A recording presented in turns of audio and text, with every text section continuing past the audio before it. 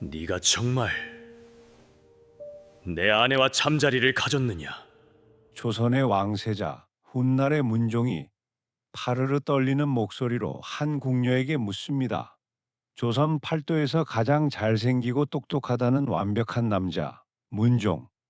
그런 그의 아내인 세자빈이 한밤중 궁녀를 자신의 침소로 불러들여 강제로 옷을 벗기고 동침했다는 괴소문이 대궐에 퍼진 겁니다. 성군 세종대왕이 뒷목을 잡고 쓰러질 법한 이 전대미문의 스캔들. 대체 조선 왕실의 안방에서는 무슨 일이 벌어지고 있었던 걸까요? 오늘 이야기는 완벽한 성군 세종이 평생을 공들였으나 끝내 실패했던 단 한 가지, 바로 며느리 농사에 대한 비극적인 야사입니다. 시간을 잠시 돌려보겠습니다. 1427년 4월, 경복궁은 그 어느 때보다 찬란했습니다. 세종대왕은 조선 건국 이래 단 한 번도 없었던 완벽한 왕위 계승을 꿈꿨습니다. 태조부터 세종 자신에 이르기까지 장남이 곧바로 왕위를 이어받은 적이 없었기에 맏아들 문종의 혼례는 조선의 뿌리를 내리는 성스러운 의식과도 같았습니다. 문종은 그 기대에 완벽히 부응하는 아들이었습니다. 키가 크고 눈매가 수려해 사신들이 신선의 풍모라 극찬했죠. 세종은 이런 귀한 아들을 위해 무려 3년 동안 전국의 가문을 뒤져 정삼품 상옥은 김호문의 딸을 며느리로 맞이합니다. 그녀가 바로 첫 번째 세자빈 휘빈 김씨입니다. 하지만 세종이 간과한 것이 있었습니다. 아들 문종은 공부와 정사에는 완벽했으나 아내에게 마음을 여는 법은 배우지 못했다는 사실입니다. 텅 빈 세자빈의 처소, 바람 소리만 들리는 고요한 밤, 15 어린 나이의 휘빈 김씨는 독수 공방의 외로움에 몸서리칩니다. 이때 그녀의 곁을 지키던 궁녀 호초가 다가와 은밀한 제안을 건넵니다. 빈궁 저하, 언제까지 이렇게 눈물로 밤을 지새우시겠습니까? 저하의 마음을 돌릴 묘책이 있사옵니다. 묘책이라니, 전하께서는 나를 돌보듯 하시는데 내게 무슨 방법이 있단 말이냐? 민간에 내려오는 비방이옵니다. 저하께서 총애하시는 궁녀 효동과 덕금의 신발을 가져오소서. 그 신발을 불에 태워 가루를 낸 뒤 저하의 술잔에 몰래 타서 올리면 저하의 눈에는 오직 빈궁 저하만 보이게 될 것이옵니다. 휘비는 망설였습니다. 하지만 사랑받고 싶은 욕망이 두려움을 이겼습니다. 그녀는 직접 담장을 넘어 궁녀들의 신발을 훔치려 살폈고 뱀을 말려 가루를 내기도 했습니다.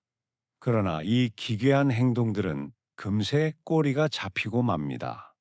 세종대왕 앞에 불려간 휘비는 고개를 들지 못했습니다. 세종은 통탄했습니다. 일국의 세자빈이 요술을 부리다니. 결국 1429년 7월 휘비는 간택 2년 만에 궁 밖으로 쫓겨납니다. 이것이 세종이 마주한 첫 번째 실패의 서막이었습니다. 첫 번째 며느리를 내쫓은 세종은 깊은 고민 끝에 인물, 즉 외모를 보고 두 번째 며느리를 뽑았습니다. 그렇게 들어온 여인이 바로 절세미녀 순빈봉씨였습니다. 하지만 그녀는 궁궐의 높은 담장 안에서 서서히 미쳐가고 있었습니다. 남편 문종은 여전히 책만 보았고 그녀의 처소는 차가운 바람만 감돌았죠. 결국 순빈봉 씨는 술에 의지했습니다. 실록에 따르면 그녀는 방 안에 술잔을 늘어놓고 대취하여 궁녀들을 때리기도 하고 때로는 술주정을 하며 울부짖기도 했습니다. 하지만 이것은 시작에 불과했습니다. 어느 추운 겨울밤이었습니다. 세자빈의 처소소인 동궁 안방에서 이상한 소리가 새어나옵니다.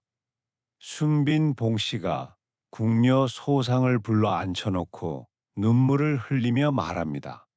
소상아, 너는 어찌 그리 고우냐? 저하께서는 나를 보지 않으시니 내 곁에는 너뿐이로구나. 이리 오너라. 내 옆에 누워 나를 따뜻하게 해다오. 빈궁 마마. 이러시면 아니 되옵니다. 저는 일개 궁녀일 뿐이고 이는 나라의 법도를 어기는 일복이옵니다. 제발 통촉하여 주시옵소서. 법도?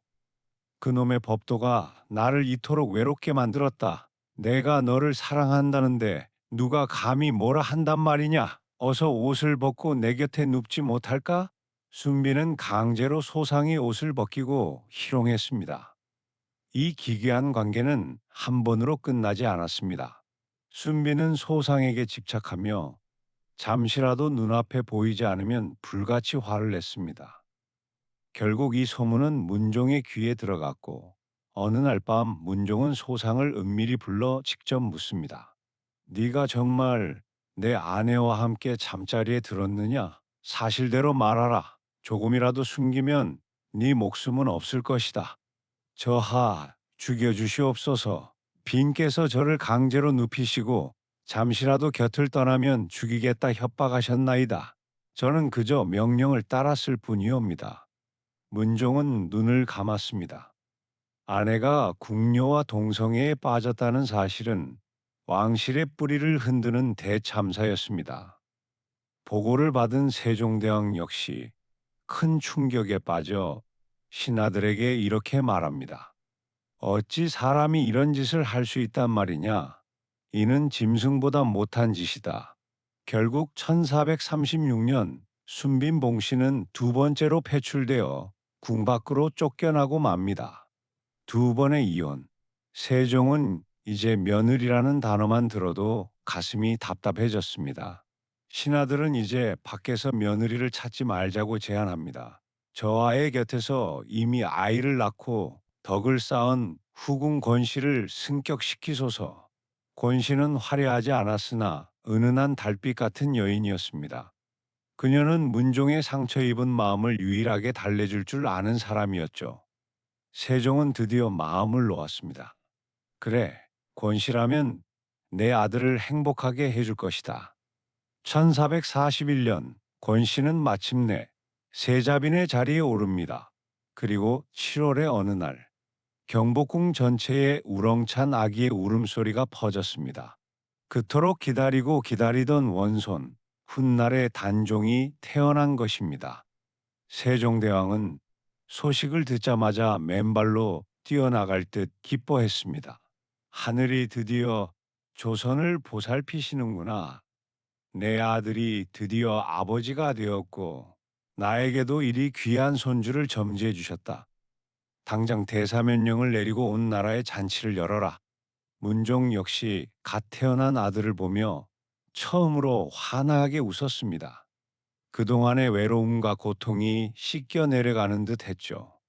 하지만 행복은 신기루처럼 짧았습니다. 원손을 낳은 그날 밤부터 세자빈 권씨의 안색이 급격히 나빠지기 시작합니다. 어이는 무얼 하느냐? 빈궁의 몸이 이토록 차가운데 어찌 보고만 있는 것이냐? 어서 손을 써라. 저하, 우리 아기, 우리 원손을 부디 잘 보살펴 주시옵소서. 저는 더 이상 저하의 곁을 지키지 못할 것 같습니다. 안 된다. 내가 너를 어떻게 얻었는데, 이제야 우리가 행복해지려 하는데, 나를 두고 어디를 간단 말이냐. 1441년 7월 24일 새벽, 원손이 태어난 지 단 하루 만에 세자빈 권씨는 숨을 거둡니다. 축제의 꽃등은 조등으로 바뀌었고, 경복궁은 통곡 소리로 가득 찼습니다. 세종은 하늘을 원망했습니다. 어찌 이토록 가혹하단 말이냐? 그는 죽은 아내의 손을 잡고 밤새도록 놓지 못했습니다. 이것이 완벽했던 왕 문종이 평생 가슴에 묻고 살아야 했던 가장 깊은 슬픔이었습니다. 세 번의 혼례, 그리고 세 번의 이별. 조선의 가장 완벽한 왕세자였던 문종에게 남겨진 것은 갓 태어난 어린 아들과 차갑게 식어버린 빈 처소뿐이었습니다. 세종대왕은 비통한 심정으로 아들의 뒷모습을 바라보았습니다. 백성을 위해 훈민정음을 만들고 하늘의 별을 읽고 땅의 농사법을 정리하던 천하의 성군이었지만 정작 자신의 아들 가슴속에 맺힌 피멍은 닦아주지 못했습니다. 세종은 아들에게 미안했습니다. 정통성을 위해, 나라의 기틀을 위해 아들에게 너무나 무거운 짐을 지운 것은 아닌지 그 죄책감이 세종의 말년을 무겁게 짓눌렀습니다. 주변에서는 끊임없이 권했습니다. 전하, 세자 저하가 아직 젊으십니다. 국본을 위해 다시 한번 세자빈을 간택하셔야 하옵니다. 하지만 문종은 단호했습니다. 그는 더 이상 여인을 곁에 두려 하지 않았습니다.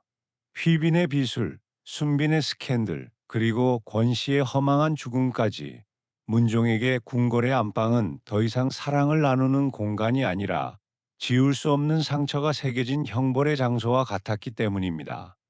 문종은 밤마다 홀로 등불을 밝히고 아내 권씨가 남긴 어린 아들 훗날의 단종을 품에 안고 글을 읽어주었습니다.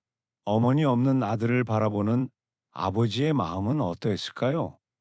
그는 자신의 고독을 공부와 정사로 잊으려 했습니다.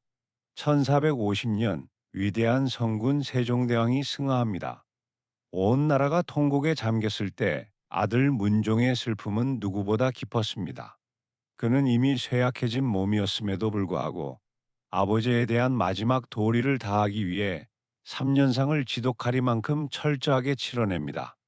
코끼를 끊고 찬 바닥에서 잠을 자며 아버지를 그리워했죠. 결국 왕위에 오른 지 단 2년 3개월 만인 1452년 문종은 39이라는 이른 나이에 숨을 거둡니다.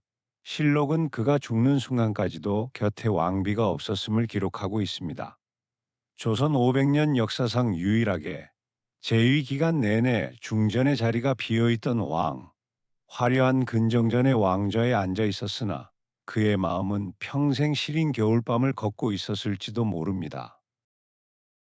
오늘 준비한 옛 이야기는 여기까지입니다. 여러분께서 눌러주시는 좋아요와 구독이 제게는 큰 힘이 되어 다음번에는 더 기막히고 흥미진진한 이야기를 서둘러 가져올 수 있는 원동력이 됩니다. 부디 잊지 마시고 꼭 한번 눌러주시길 부탁드립니다.